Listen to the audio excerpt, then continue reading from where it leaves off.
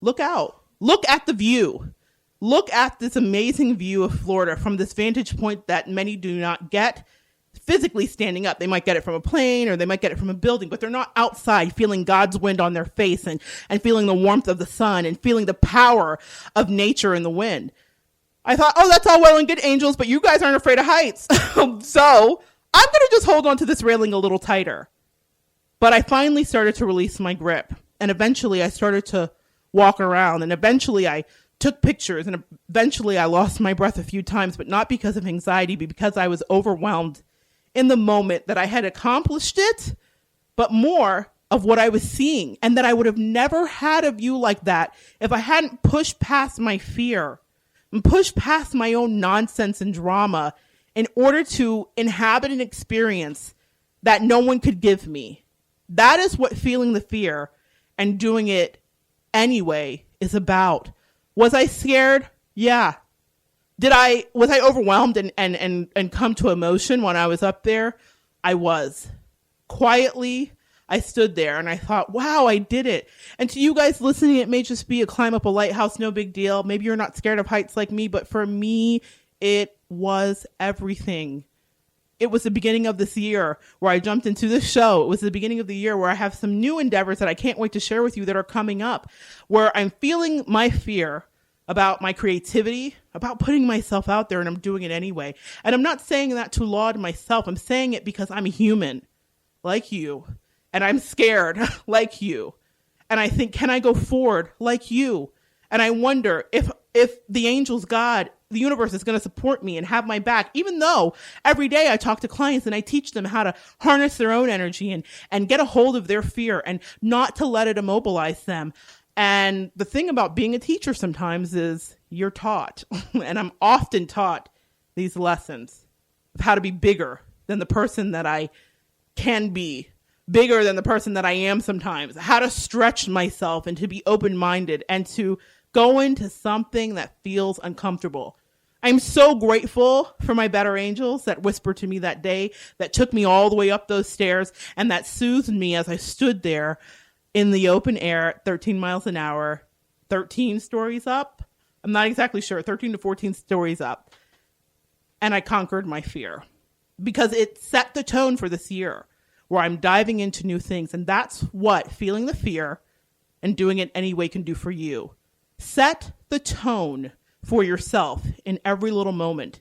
When you're on your cliff, know that it's not going to be comfortable. I was not comfortable. Let me emphasize that. No comfort did I have in that moment. I was tired. I was sweaty. I was hot. I was scared. That's a lot of things to be in an hour, but I was all of them in an hour. I cried. I laughed. I was elated. I rejoiced. I was praising when I got up there, like, thank you, Jesus. I made it, Lord. Just keep me up here and keep me from pitching over the side. It was so funny. A guy came and stood next to me. He wanted to see the same vantage point that I had from the area I was standing in. He wanted to take a picture. And I was so upset. This is what fear does. And irrational fear again. I thought, he's standing too close to me. Clearly, he could push me off. Clearly, his whole intention is to stand too close to me and not move, and he wants to push me off. That's what fear is. It's crazy. It's crazy making. And as I see our country and our people whipped up into this fear, as they have been for years, that's how we stop moving forward. That's how progress doesn't happen. It's not about who's at the top. It's about who's in here with us in the trenches. We have to feel our fear and our worry and our concern. And if we have to think about it, or if we have to petition or protest, or if we have to agree, whatever our stance is, we have to move forward. Life doesn't stop. There's a train of people behind you that need to get to someplace else. And that's how we've moved our country forward. And that's how we're going to move ourselves forward. So the next time you're on your cliff, feel that fear and do it anyway. I promise you, you will be better for it. You will be a better person for it. And the legacy that you leave will be enhanced for it. Be an example to yourself first, and then to those around you, without even trying, by feeling your fear and doing it anyway. And now, it's time for a little bit of Gabriel's Gab. So, Gabriel's Gab, we're going to get into it. Okay, there it is, Gabriel's Gab. This week, I wanted to take a few minutes to do a more extensive reading, a reading for healing, a reading for rebuilding, a reading for coming together. I think that's what's called for right now. Again, I can reiterate, I do not care what side you fall down on. I want us to rebuild. I want us to come back together and be the people that I know. And so I want to see, what does Gabriel have to say about that? So I'm going to do a little shuffling and a little tapping into my intuition, and we're going to find out what this week has in store for us.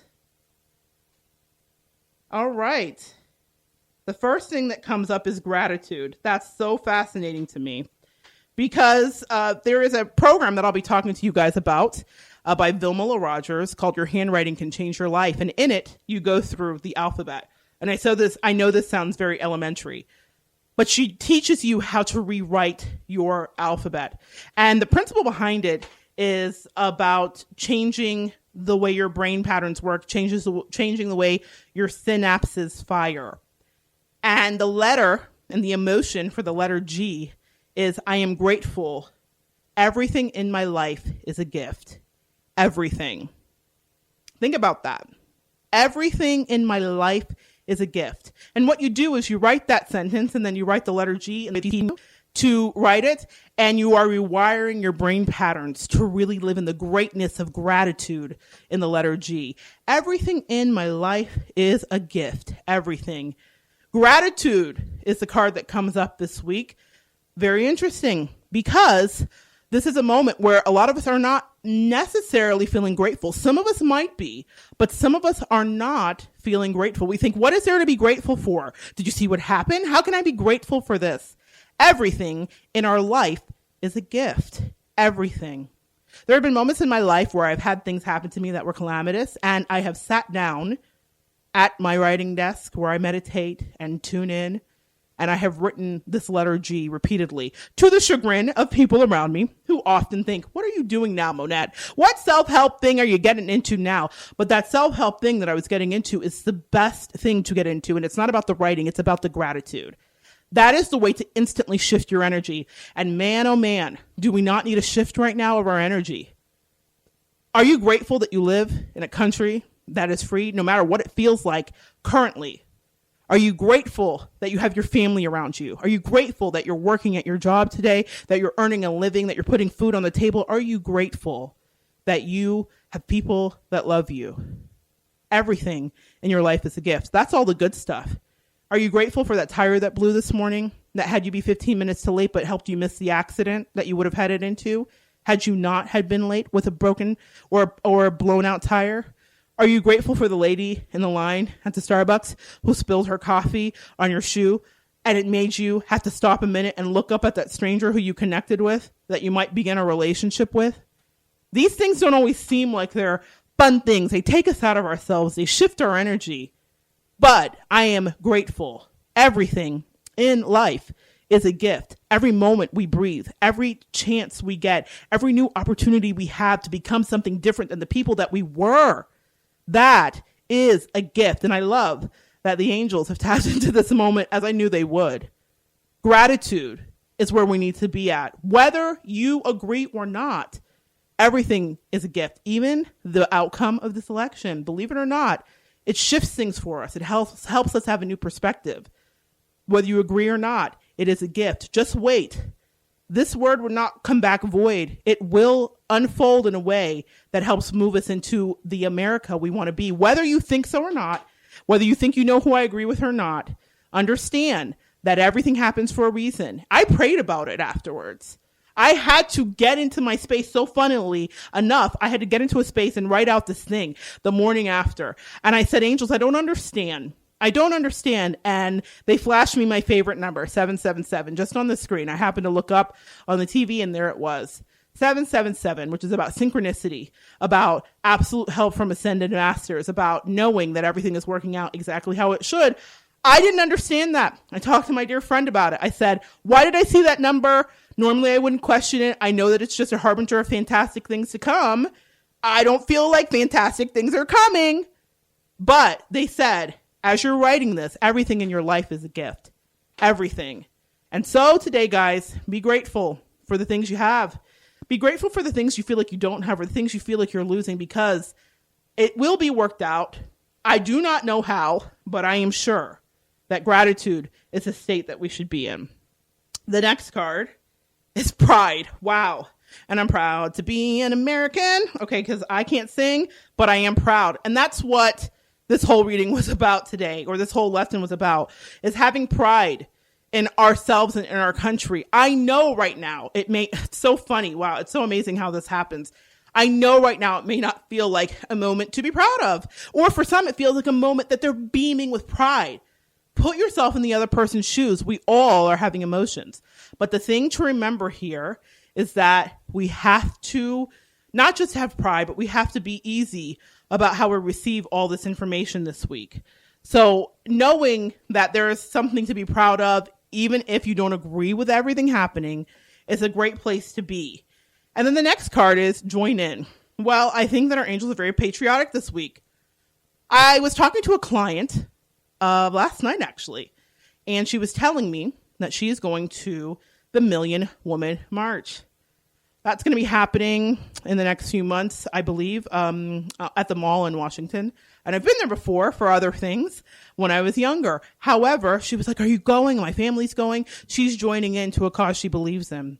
There are people that will be joining in, and there are people that voted in our new president-elect that joined together and banded together and join in. That is part of the American tradition. We take part, we proclaim or we protest. No matter what side you're in, kind of get out of yourself and get part of something to feel that unity again, become part of something, no matter what side you're on, and understand that it's your voices that will be heard. I was happy for my client because she's 68 years old and she's a whippersnapper, to be sure, feisty and fun. And she was so excited about strapping on her tennis shoes and joining in. She was in the protests in the 60s. She protested for civil rights. And she said, I don't know what happened. She called me to talk about the election. She wanted to pay me to talk about the election. And so we talked. And she wrapped it up with that. And I thought, look at her indomitable spirit. She is still fighting for what she believes in, just like other clients of mine fought for the other thing. I remain impartial as that professional who deals with them, but I heard her and my spirit soared, not just about her partisan views, but because she was joining in the great American tradition. That's what we do. Join in, no matter how we feel. So this week, that's something to remember. You have a responsibility to take part in our process. You have a responsibility to take part in our democratic process. No matter the outcome, we are here. We are family. This is our nation under God. We don't leave when it gets tough. We stick and stay. We figure things out. We figure out how to make it better. And that's what I challenge you to this week, as well as the angels challenge you to. Join in. You don't like it, change it. If you do like it, help it stay the way you want it to be. The people with the loudest voices usually get their point across. Be the person with the louder voice. I'm so glad that you joined me this week. I'm so glad that you've exchanged energy with me and that we got a chance to kind of heal and pick up a little bit from a very hard fought season in our country. We are good. We are getting better. Don't believe what it looks like. Believe what you know about our principles. We will evolve together. Everything that happened is about our evolution. We only go forward in America. Believe it or not, we only go forward. If you're interested in having a reading with me, a radiant angel reading of energy, or a rare reading as I call them, you can contact me at 321-216-5747.